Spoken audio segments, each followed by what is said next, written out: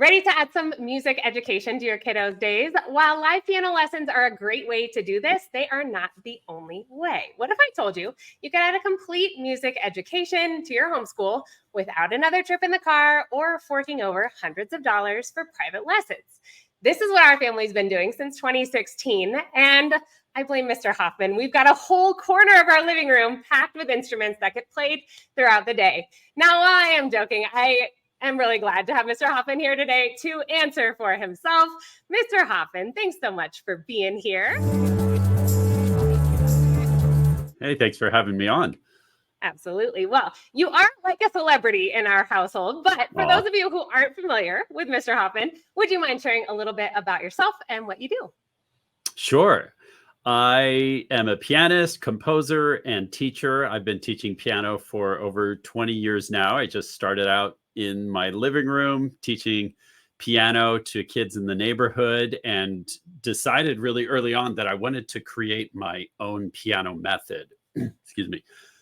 I decided really early on I wanted to create my own piano method because I couldn't find one that did everything I thought a music education should do. When I went through college, I realized there was so much more than just reading notes on a page. You need to train the ear. You need to learn to improvise. All the old great composers of the past, Bach, Mozart, Beethoven, they were all improvisers. It's not just something that jazz musicians should learn to do. Being a musician means that you speak the language fluently. And just like you don't just memorize French poetry, if you want to learn French, you learn to have a spontaneous conversation in French. And so musicians, yes, should learn to read notes from the page, but they also should learn to create. They should learn to transpose. They should learn how to hear a melody and play it by ear. And I wasn't finding a method that could do all those things. So I took it upon myself to research everything I could find about learning, how the brain works, how kids learn, how to make it fun, try to bring in creativity, and created my own piano method and eventually started putting lessons online and grew a web team with some software engineers and designers who could bring all of my ideas to life. And I'm also a dad. And honestly, being a dad has been a huge influence on my professional work because I taught my own boys piano. I have two boys and they're both high school age now. Actually, one just graduated. And is that Isaac? Yes, Isaac. Oh, very cool. That's awesome. And yeah, it's been such a fun journey. And I've learned so much from them, watching my own boys respond to the ways I was teaching them. And, you know, they're my guinea pigs. And so for better or for worse, right, they've gotten to be along for this journey. I love it. Well, that is so key. And I love the way you kind of instill that love for learning. I remember talking my way out of piano lessons as a kid because it was just super boring. But it doesn't have to be. No. I've seen that in my own kids as they've kind of used the Hoffman method to do this. And so in your experience, what would you kind of nudge people toward? What are some do's and don'ts for setting kids up to learn, to have a love of learning piano or learning music? Yeah. Well, first of all, I think it's so important that we as parents remember it shouldn't feel like a drudgery or a chore. Music is inherently joyful, and kids naturally love music. It's only when we teach it the wrong way that I think they grow to hate it. So it makes me really sad when I hear that someone quit piano because they just thought it was boring because, well, maybe they weren't getting the right music, or maybe they weren't being taught with kids have such a natural curiosity. They love to learn. They love music. And so if taught the right way, you can tap into that. So some do's are have a musical culture in your home. Kids are so heavily influenced by the culture they're surrounded with. So if they are hearing interesting music, if you're talking about music, if you're dancing to music, if you're singing music, if they see you as a parent engaging in music, like, well, I'll jump to a don't for a minute. Don't live your dreams through your child. I see this so often where a parent like, oh, I wish I had played piano, so I'm going to make my kids Mhm. fulfill that dream for me. That's not going to work. But if you really want to learn the piano.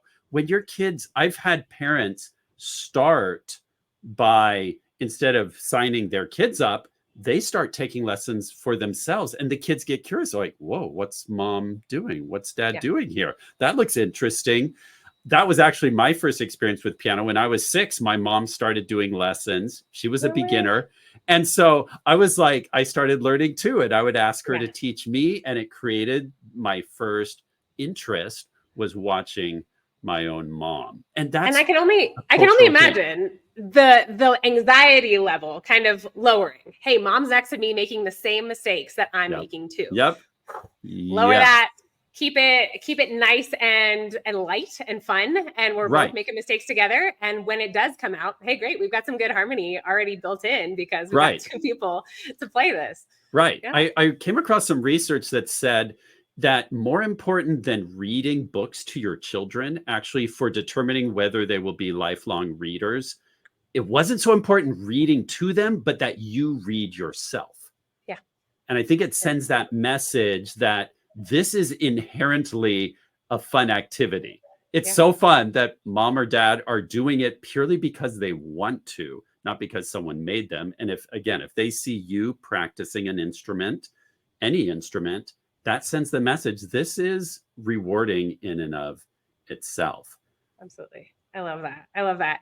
Now I'll get into this later, but when we were kind of doing some of the theory work and stuff like that, I really had to sit down and, not having that musical education in my background, I really had to learn. So I'm totally on board with that. We'll get into some of those materials later. I just want to kind of address the elephant in the room for many people. How are they going to learn, first impressions of a piano lesson? How are they going to learn piano if they maybe don't have a piano in their house?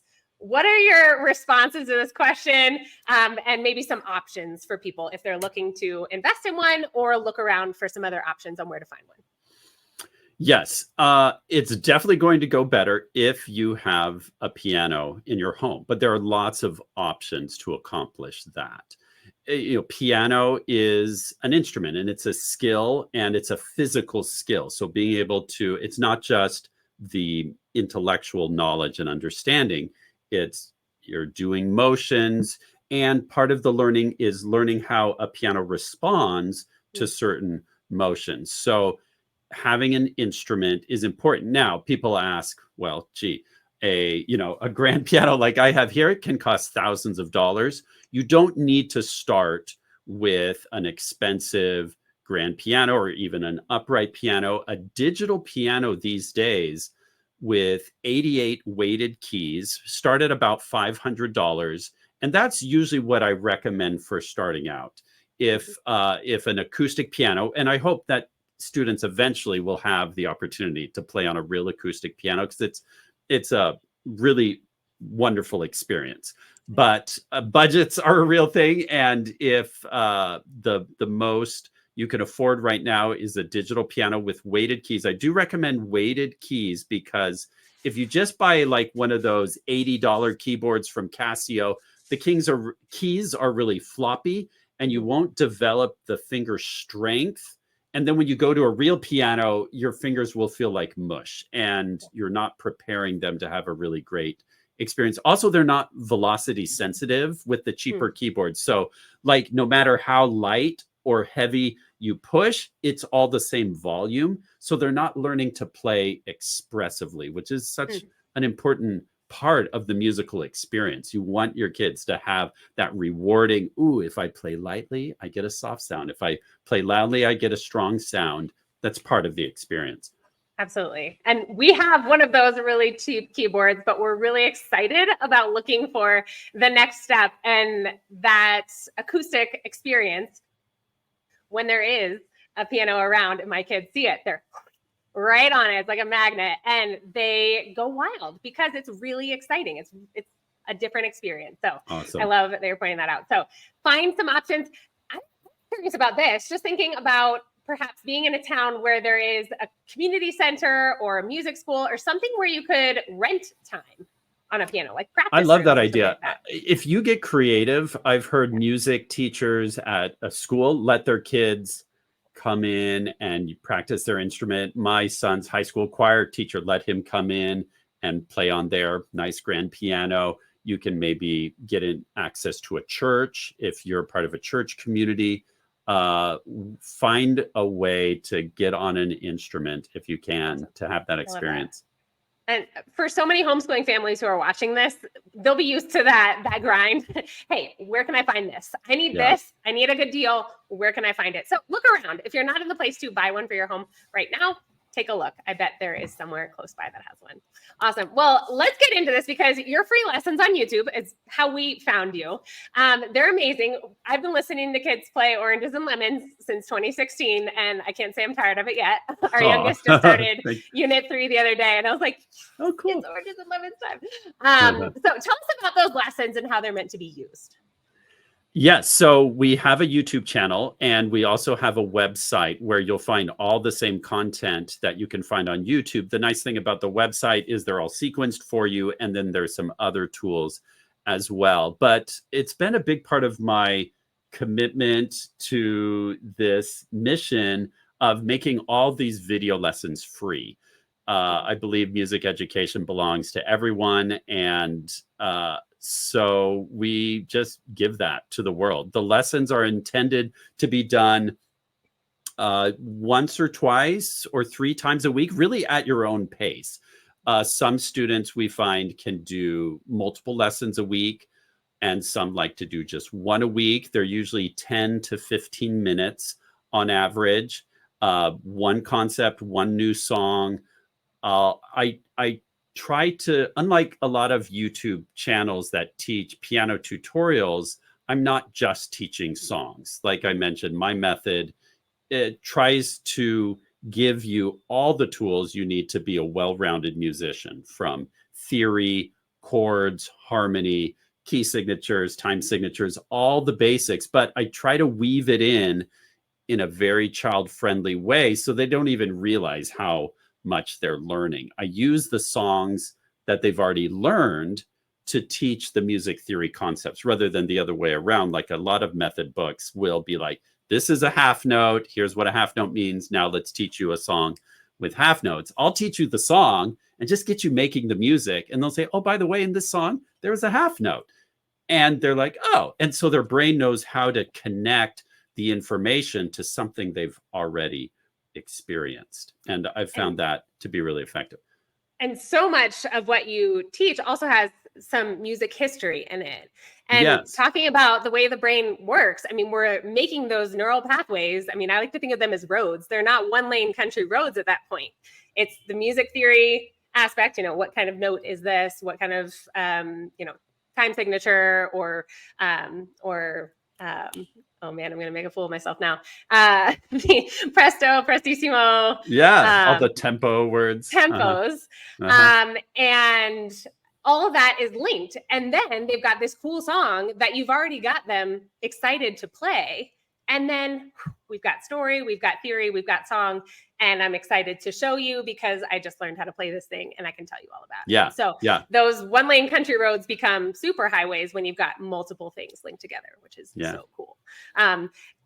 Now, you can't gloss over the end of most of those videos. Talk to us about what goes at the end of those, which is just kind of the carrot on the stick in case you needed one of those. Well, I have some IKEA finger puppets that I probably bought for $5 15 years ago, which was the best $5 I ever spent. No way. I would not have guessed. They're these finger puppets, and I like to be silly with my students. And so I was trying to think when I first started my YouTube channel, how can I bring some more playfulness into the lesson? And I know kids love little surprises. So I'm like, what if after the credits, I have a little finger puppets come out and tell a joke or do something silly? And so I started a tradition that I've kept to this day where every lesson ends with a little silly finger puppet moment. Sometimes I come on and talk to them, but usually it's just the finger puppets being silly or telling a joke. And It's awesome. Yeah. Whoever's doing the piano lesson in our house will run with the phone over to the kids who are doing math. Hey, watch this. And they're all Aw. just really excited about it. So those are a winner in our house. I'm sure they will be for others. We've heard from lots of kids. Like that just started almost as an afterthought. It's like 10 seconds often, and we hear from kids it's often their favorite part of the lesson. Exactly. Well, a testament. I think it's a beautifully woven thing. So Thank you. now this is 10 to 15 minutes, as you were saying, these videos. There's a lot more to learning music than just playing a song on the piano or learning some of these concepts. Can you tell us a little bit more about the games and additional activities that are on the website, which are, I believe you refer to as premium? I'm going to pull that up as well so we can take a look at what's on the website. But could you tell us a little bit more about what's on there, what we'll find? Yes. For people who want the full experience, again, the videos are a great start. If you want to really take this seriously, I guess you could almost imagine like if a piano teacher said, I'm going to give you free piano lessons, all you have to do is buy the books. Mm-hmm. And that's kind of what I'm trying to do with Hoffman Academy, where yes, you want the sheet music, you want the music theory worksheets, because the way you make learning stick is you got to use it. So we have method books that have hundreds of theory pages that will take you all the way from what's a treble clef to how do you analyze chords and our more advanced units. So we have the method books that you're showing right now. We have a vault of that we call the store. And the store, again, all the content in the store is free to premium users. If you're a premium member, then you get hundreds of titles of sheet music that you can search by level, learning resources, games, sheet music. We're going to talk about these games. And, okay, yeah, here are the games. And there are a library of games that you can use for learning music theory. And then there are audio tracks that you can use for playing along as well. Yeah. And just so you know, those printable kind of theory books, those are beautifully done, you guys, and they're really easy to print. We just have a bunch of packets printed and stapled, and then when a kid moves to the next one, I mean, it's just really easy. So especially if you've got multiple kids, we have 4. It's a nice way to kind of save on paper, save on ink, and make sure that you're kind of giving them the visual of moving from book 1, book 2, book 3. But talk to us about these games. I know these are my kids' favorite. Tell us a little bit about each of these games that you've got here. Okay, thanks. Yeah, the games were so much fun to design. This first one was our very first game. It's the simplest, but also such a foundation to reading notes. And so many methods in piano skip this step because we're like, oh, it's the alphabet. Everyone knows the alphabet. But do you know it backwards? Can you skip the letters? Because if you're reading notes on the staff, the letters sometimes skip around or sometimes they step down, which goes backwards. So if a kid has to think, what's the letter before F? And they're like, if you have to take 10 seconds to figure that out, you're already behind. And so this game trains just musical alphabet, forwards, backwards, and skips. The Rhythm Shredder game is one of our newer games with a lot of animation. You've got this skateboarder who's doing tricks as you tap the rhythms correctly. You see a rhythm, you have to hear it, then you tap it. And as you do that correctly, the skateboarder will do different tricks. Piano Street is a game where you're practicing just naming the notes on the piano. It starts with just the white keys, and then it goes and introduces the black keys. I have a fun story that I use in my video lessons where I call it Piano Street, and the 2 black keys are like the doghouse. And then this game uses that story to help reinforce a very quick way to find the names of all the keys on the piano. Such a good story. You taught me the notes on the piano from that. Thank you. It's just such an easy way to think about it. When you have a story, it sticks in your memory, right? Mystery Melody trains your ear. You see 4 cards and you hear a melody and you have to choose which one you hear. So again, training to connect your ear to what you see on the staff. And then Rhythm Train is another rhythm game. Rhythm is so foundational to music. So we have 2 rhythm games. And this one, you hear a rhythm and then you have to assemble it with these little rhythm cards. And then we really believe in learning to read notes from the staff, the very traditional way. This game shows you some notes on the staff. There's a little keyboard. And as you push each key correctly, a little caterpillar crawls across the screen to get its lunch. And they're so, you explain them so well, but it's so much more than that because you've got background music. The visuals are gorgeous. And it's easy enough for a 4 and 5-year-old to do. That's usually when our kids start hopping in. And they're so simple, but it's kind of beautiful because also as a homeschooling parent, we are hopping around perhaps to multiple kids. This is not something you need to sit next to them for. This is something, here's how we did it. We have a Google Chrome bar with little bookmarks and all of the logos. And so the Hoffman logo was up there with an H next to it. And then they would just click on that. It was already logged in. They would click their avatar and they were set. And so it's one of those things that you don't have to prep anything. And kids are just excited to kind of progress and spend some time. And in Premium, it tells you, hey, go play this game. Go do this next. So it's all very well laid out. I just can't say enough about it. So super well designed. Yeah. Okay, we have covered a lot. Is there anything else that we've missed that you think would be important for families to know as they start to introduce their kids to music education? I mean, I guess the only other thing I would add is so much science shows how many benefits there are to music learning. It is one of the things, like we know from doing fMRI scans of the brain while we do different activities, when we're using memory, we use this one part of brain. When we're using language, we use another part. Music, when you're playing music, almost more than any other activity, multiple regions of the brain are being used simultaneously. It is like, your brain is getting a whole cocktail. Yeah. It's like a lightning storm. When you're doing music, you're using language, you're using emotion, you're using hand-eye coordination. There are studies that show it improves spatial reasoning. Your auditory processing region of the brain is permanently larger in musicians, they've found. So if you're wondering, don't wait. Like, have your kids engage in musical learning, and just the confidence that I see kids gain when they have a skill they feel good at. That's like their special skill that makes them unique. It's an outlet for creative expression. It helps regulate emotions. If I'm having a bad day, the best way for me to turn my mood around or just process how I'm feeling is sit down at the piano. Yeah, absolutely. And all of those things are great reasons to do this. And later on, as I mentioned at the top, our living room is packed with instruments now. So we've got a guitar, 2 guitars, we've got a ukulele, and we just got a mandolin. And then awesome. We've got an amp and a mic, and we've got 4 kids. So little by little, they have these little band jam sessions where it's really cool because they'll be able to say, no, it's a D. No, take it up a different key. And so it's really cool to see that they're able to do this. And it started with you. So for me to thank you to your whole team, really, because then we've kind of gone out and done the popular songs with Mr. Hoffman, something like that, yeah.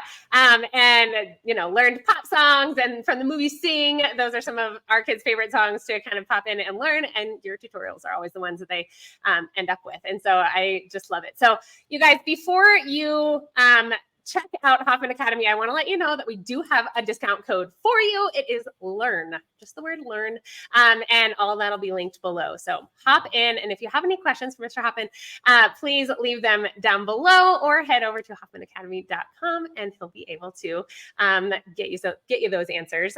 You guys, thanks so much for being here. Mr. Hoffman, before you go, I always love hearing what people are excited about, either personally or professionally. What do you have coming up in the next few months that you're excited about? Well, on the professional front, I'm starting to film Unit 17, which I'm really excited about. It feels like a big milestone because I'm getting into some more intermediate and soon to be advanced content. Wow. And on a personal front, I'm really excited to go on a road trip with my 2 boys up to Banff, Canada this summer. Nice. And you're in the Pacific Northwest, right? Yeah. Yeah, very so we're going to go up to Vancouver and then head east over through Glacier National Park and Banff, which is going to be really fun. That's going to be awesome. Wow. Well, very cool. Very cool. Well, thank you so much for all that you've brought to the world, and for sharing your skills and your expertise. And for you guys watching, if nobody's told you yet today, thank you. Thank you for doing what you're doing. It's really important. Thank you. Happy teaching, guys.